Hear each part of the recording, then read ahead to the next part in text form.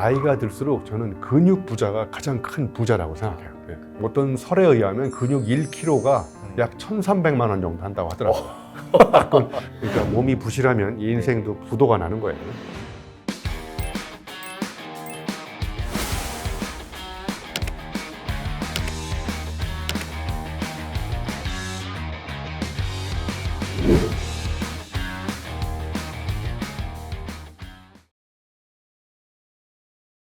자, 교수님, 네. 그 상위 0.1% 부자들의 공통적인 특징이 또 몸 이런 걸 굉장히 네. 건강을 강조하더라고요. 흔들리지 않는 몸.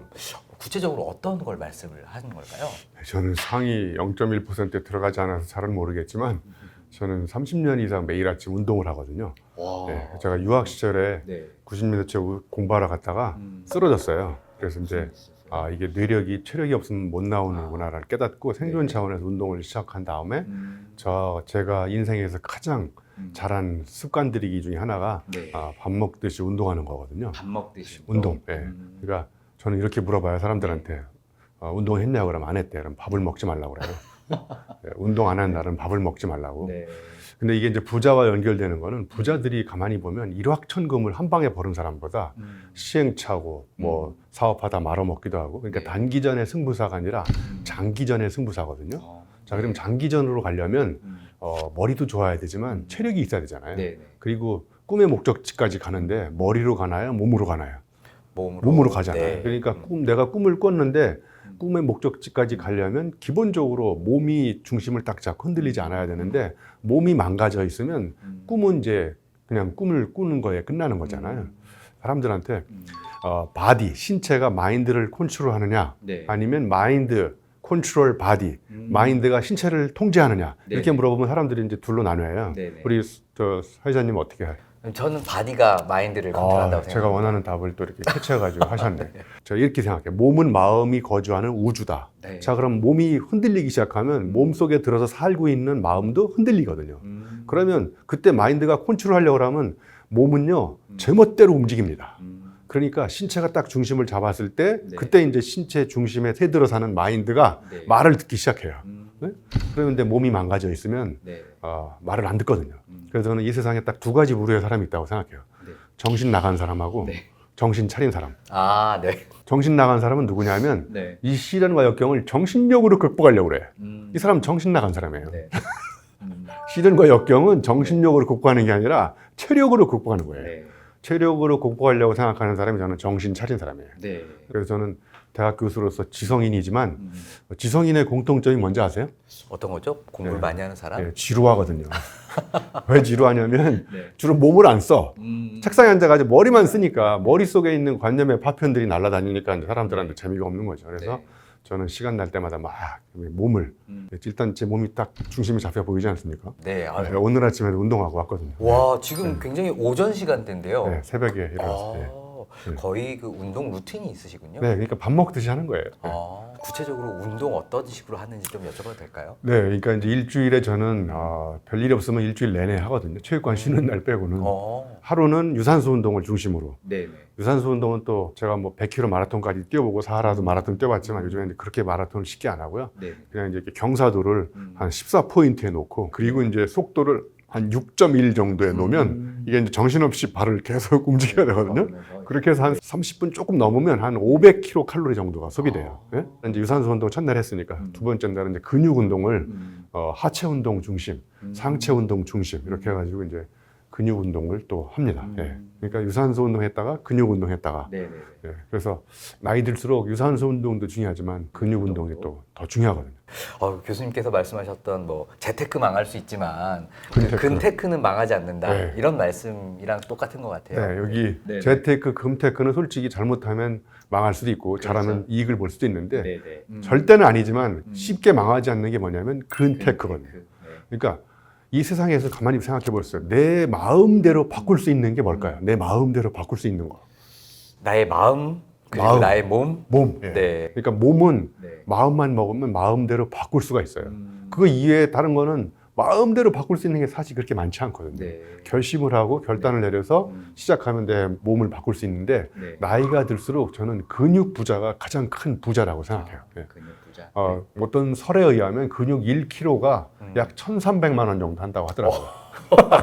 그건 약간 구라 같긴 한데 저는 그걸로 따지면 근육량이 한 40kg 되니까 제 몸에 부자시네요. 근육만 해도 한 5억 정도가 넘네요. 이것도 KB은행에 투자하도록 하겠습니다. 아이고 감사합니다. 자 그럼 좋은 운동 습관을 갖기 위해서 첫 번째 무엇부터 시작을 하는 게 좀 좋을까요?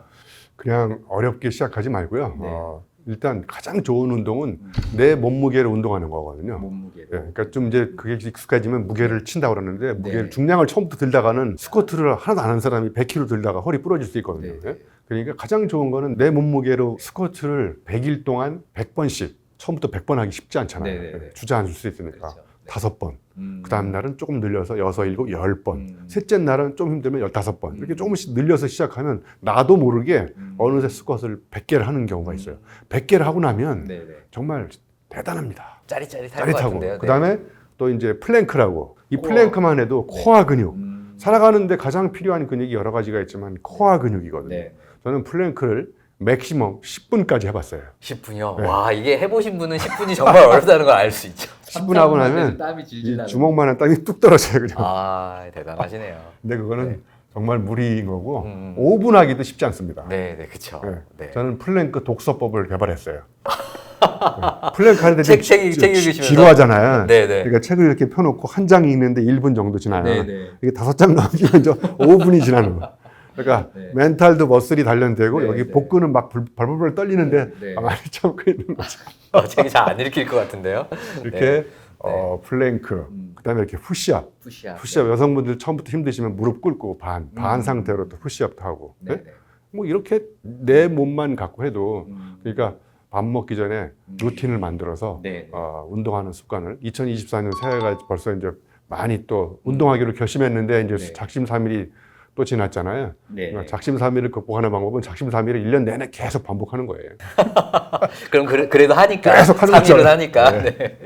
아 그것도 좋은 방법이네요. 네. 그래서 교수님은 좀 행복이 허리둘레 정비례한다 이렇게 말씀을 좀 허리둘레에 해주셨어요. 반비례합니다. 반비례한다. 네. 네, 네. 허벅지 두께의 정비례. 아, 네. 네. 허벅지는 근력은 있어야 되고. 그렇죠. 허벅지 허리는 두께를 얇아야 늘리고 되고. 허리둘레는 줄이고. 네네. 그러니까 뱃살은 절반으로 줄이고 익살이나 넉살은 2배로 늘리고 뭐 이런 게 제가 2분의 1이라는 책에서 얘기한 건데 네네.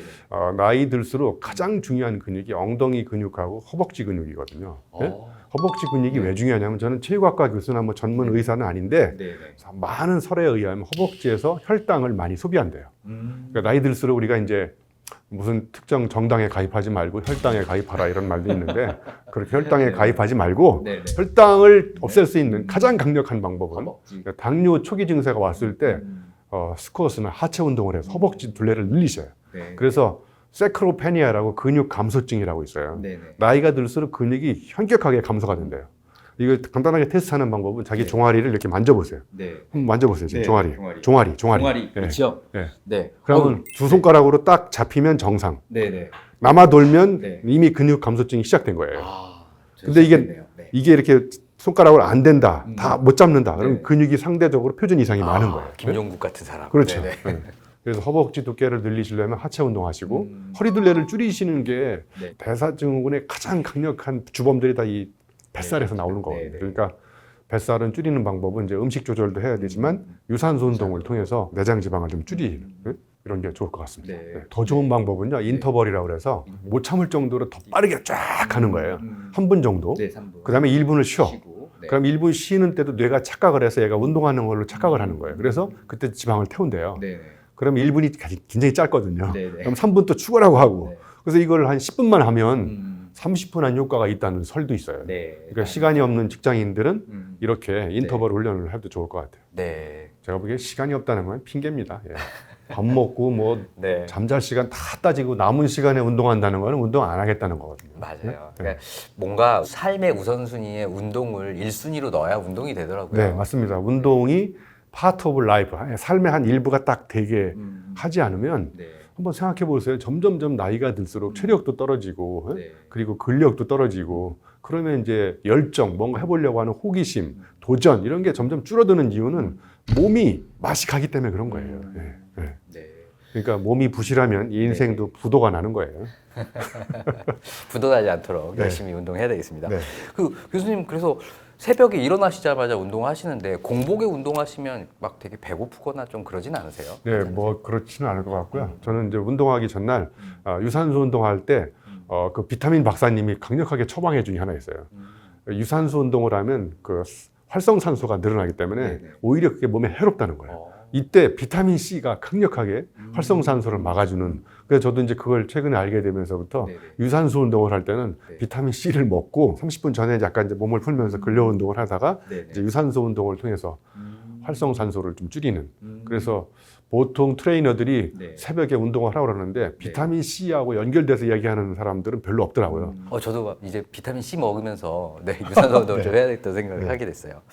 또 교수님께서 말씀해 주신 것 중에 운동을 하지 않으면 고통 총량 불변의 법칙 때문에 이제 죽을 때 고통스럽다 이런 네. 말씀을 좀 해주셨어요. 이 고통 총량 불변의 법칙이라는 게 뭐냐면 네네. 한 인간이 일생 동안 경험하는 고통의 총량이 정해져 있다는 거예요. 우리 아나운서님 보니까 네. 고생을 많이 하신 것 같아요. 그런가요? 그래서 남은 인생 동안 네. 고통을 한 편안하게. 20%만 경험하면 돼요. 아이, 감사합니다. 80% 경험하셨어. 네네. 그럼 어떤 사람 보면 부모님 잘 만나가지고 고생을 하나도 안 해. 그리고 고공행진하는 사람 있잖아요. 네네. 그 사람을 부러워할 필요가 없어요. 왜냐하면 그 사람은 죽을 때 고통을 한꺼번에 다 경험하고 죽어요. 그러니까 인간은 고통 앞에 평등한 거예요. 네. 근데 운동을 매일 하면 네네. 작은 고통이 내 신체에 계속 오잖아요. 매번 고통스러우니까. 네. 오늘도 제가 그 스쿼트도 하고 네네. 그다음에 이렇게 이제 무릎에 이렇게 레그 컬이라고 해서 뒤집어가지고 막 이렇게 끌어당기고 네네. 이 무릎의 통증, 고통을 엄청나게 가한 거예요. 네네. 그러니까 무릎이 일생 동안 경험하는 고통의 총량 중에 예를 들면 100분의 1을 내가 오늘 한 거야. 예를 들면. 그러니까 이렇게 운동을 계속하면 네. 내 신체에 의도적으로 고통을 계속 가하니까 웰 다잉을 할 수 있는 가장 좋은 비결이 운동을 하라는 거예요. 근데 운동을 안 하면 신체가 맞이하는 고통이 별로 없는 거잖아요. 그죠? 100살까지 살아야 뭐합니까? 그 건강하게 살아야 되는데 약 절반은 병원에 있고 걸어 다니는 것도 다 남의 부축하고 다니고 그러면 안 되잖아요. 그러니까 네. 그런 걸 좀 미래연하게 방지하기 위해서 내 신체에다가 매일매일 고통을 계속 조금씩 주면 고통 총량 불변의 법칙에 네. 의해서 신체가 고통을 많이 경험했으니까 네. 남은 인생 동안은 행복하게 살 수 있다는 이런 근거 없는 주장을 제가 만들어 봤어요. 너무 멋진 말인 것 같아요. 고통은 평등하다. 운동을 좀 평소에 하라는 이런 조언이 좀 뼈에 딱 이렇게 와닿는 것 같습니다. 마지막으로 저희 독자분들께 지금 그래도 지금 운동을 머뭇거리고 아직 안 하고 계신 분들을 위해서 한 조언 한번 말씀 부탁드릴게요. 여러분이 운동을 시작하지 못하는 이유는 시작하지 않기 때문에 운동을 못하는 거예요. 그러니까 시작하기 전에 많은 검토를 해. 그러니까 사람들이 왜 운동을 못하냐면 알람을 딱 끄잖아요. 네. 끈 다음에 1초 이상 생각을 해. 그러면서 그때부터 무슨 생각이 드냐면 오늘 운동 안 해도 되는 10가지 이유를 계속 이제 들기 시작하는 거예요. 어제 맞아 회식을 했으니까 회식을 끝난 다음에 정상 회복한 다음에 내일부터 해야지. 내일부터 하려고 했는데 또 비가 오네. 비가 나를 보고 와서 또 내일부터 해야지. 그래가지고 이제 김수철 노래 중에 내일 또 내일 노래를 계속 부르면서 내년부터 해야 되겠다 그랬는데 신년초에 또 눈이 왔어. 저 눈에 띄면 또 위험하죠. 이렇게 자기 합리화를 계속하면 안 되는 거거든요. 제가 이렇게 운동하는 습관을 들인 강력한 비결 중에 하나가 뭐냐면 알람을 딱 끈 다음에 1초 이내에 무조건 일어나는 거예요. 그러니까 생각하면 안 돼. 생각하면 행동하기 어렵습니다. 그러니까 생각하기 전에 즉시적으로. 그냥 일어나는 거예요. 일어나서 나가서 체육관에 내 몸이 가 있어. 그럼 이제 몸이 내 몸이 체육관에 와 있구나. 내가 기뻐하기 시작해. 그러니까 핑계 대지 마시고 그냥 시작하시면 됩니다. 감사합니다. 네. 루틴을 이렇게 만들어 가고 계시는 우리 교수님의 조언 따라 저희도 한번 이제 새해부터 다시 한번 운동을 한번 새벽에 해봐야 되겠다는 생각을 했습니다. 네. 성공한 사람이 행복하기보다는 지금 행복한 사람이 나중에 성공할 확률도 높다고. 그러니까 다리가 떨리는 삶을 계속 사는 사람들은 이제 노후가 돼도 불행한 거죠. 노후가 행복하냐 불행하냐 또 하나의 차이 중에 하나는 사람 관계에서 많이 오는 것 같아요. 인간 관계에서.